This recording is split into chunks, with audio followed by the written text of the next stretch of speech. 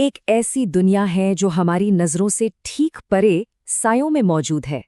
एक ऐसा आपराधिक कारोबार जो दुनिया के सबसे घिनौने और अमानवीय धंधों में से एक है। आज हम बात कर रहे हैं मानव तस्करी के बारे में।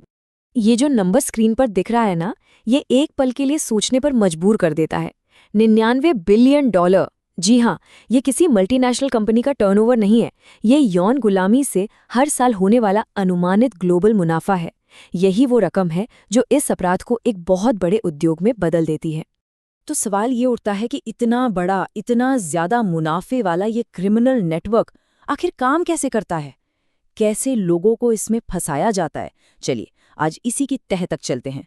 इस पूरे मामले को समझने की शुरुआत करते हैं इसकी बुनियाद से। आखिर ये अपराध इतने अंधेरे में, इतने सायों में फलता फूलता क्यों है, और कानून की नज़र में इसकी परिभाषा असल में है क्या? देखिए, यूनाइटेड नेशंस की जो परिभाषा है ना, वो इसे बिल्कुल शीशे की तरह साफ कर देती है। मानव तस्करी में 3 चीजें होती हैं। पहला है एक्ट, यानी किसी को भर्ती करना, एक जगह से दूसरी जगह ले जाना। दूसरा है मीन्स, मतलब किस तरीके से, धमकी देकर, जबरदस्ती से या फिर धोखा देकर। और तीसरा, जो सबसे अहम है, वो है पर्पस, यानी मकसद, और वो मकसद है शोषण। जब ये तीनों चीजें एक साथ होती हैं, तब जाकर ये मानव तस्करी का अपराध बनता है। अब जरा इन आंकड़ों पर गौर कीजिए। इंटरनेशनल लेबर ऑर्गेनाइजेशन के मुताबिक दुनिया में करीब 2.5 करोड़ लोग जबरन मजदूरी के शिकार हैं, और इनमें से 50 लाख लोग यौन शोषण का दंश झेल रहे हैं। ये सिर्फ नंबर नहीं है, ये वो जिंदगियां हैं जो इस अपराध की वजह से पूरी तरह तबाह हो रही हैं। तो अब जरा उन तरीकों पर नज़र डालते हैं जिनका इस्तेमाल ये तस्कर करते हैं। वो कौन सी चालें हैं, कौन से जाल हैं जो पीड़ितों को फंसाने के लिए बिछाए जाते हैं। जानते हैं, एक बहुत बड़ी गलतफहमी ये है कि तस्करी हमेशा जोर जबरदस्ती या किडनैपिंग से होती है, लेकिन असलियत कहीं ज्यादा पेचीदा और खतरनाक है।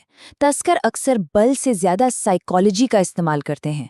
वो ऐसे इमोशनल जाल बुनते हैं जिनसे बाहर निकलना लगभग नामुमकिन हो जाता है। इसका एक बहुत ही बदनाम उदाहरण है लवर बॉय मेथड, और ये इतना शातिर तरीका है कि यकीन करना मुश्किल हो जाए। देखिए होता क्या है। सबसे पहले तस्कर किसी ऐसे इंसान को चुनता है जो भावनात्मक रूप से थोड़ा कमजोर हो। फिर वो प्यार और अपनेपन का एक ऐसा नाटक करता है कि पीड़ित पूरी तरह उस पर निर्भर हो जाता है। अगला कदम, पीड़ित को उसके परिवार, उसके दोस्तों, मतलब हर सपोर्ट सिस्टम से काट देना। और आखिर में जब वो इंसान पूरी तरह अकेला और उस पर आश्रित हो जाता है, तब वो उसी प्यार और हमारे भविष्य का वास्ता देकर उसे शोषण के दलदल में धकेल देता है। एक रिसर्च में रिकॉर्ड की गई ये बातचीत तस्करों की सोच को बेपर्दा करती है। जब एक तस्कर से पूछा गया, क्या तुम उस पर भरोसा करते हो या उसे जाते हुए देखना चाहते हो, तो उसका जवाब था, हाँ, मैं उसे जाते हुए देखना चाहता हूं। ये दिखाता है कि कैसे एक इंसान की जिंदगी उनकी नज़र में सिर्फ एक चीज बनकर रह जाती है। इस शोषण का असर कितना गहरा और तकलीफदेह होता है। चलिए अब बात करते हैं उन कभी न भरने वाले जख्मों की जो तस्करी पीड़ितों की जिंदगी पर हमेशा के लिए रह जाते हैं। ये सिर्फ शारीरिक चोटें नहीं हैं, ये जख्म बहुत बहुत गहरे होते हैं। PTSD यानी पोस्ट ट्रॉमेटिक स्ट्रेस डिसऑर्डर का सदमा, डिप्रेशन का अंधेरा, नशे की लत, ये वो भयानक सच हैं जिनके साथ सर्वाइवर्स को शायद पूरी जिंदगी लड़ना पड़ता है। तो फिर सवाल ये है कि तस्करों का निशाना कौन बनता है? अक्सर वो लोग जो सबसे ज्यादा कमजोर हालात में होते हैं, घर से भागे हुए या बेघर युवा, वो लोग जिन्होंने पहले किसी तरह का दुर्व्यवहार झेला हो, या जो बहुत ज्यादा गरीबी का सामना कर रहे हों। तस्कर इन्हीं मजबूरियों का फायदा उठाते हैं।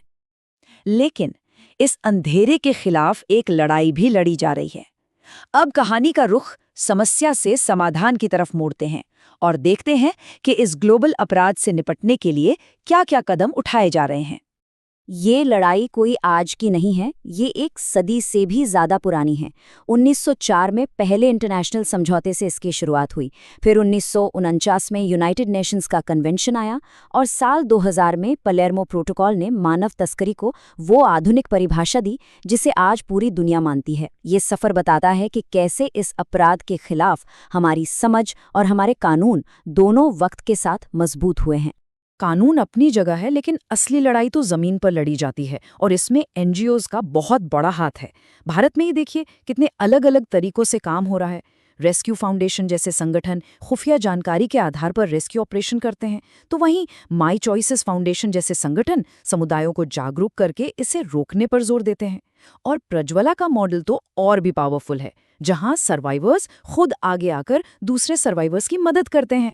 इस लड़ाई का सबसे बड़ा हथियार कोई कानून या एजेंसी नहीं, बल्कि हम सब हैं, हमारी जागरूकता।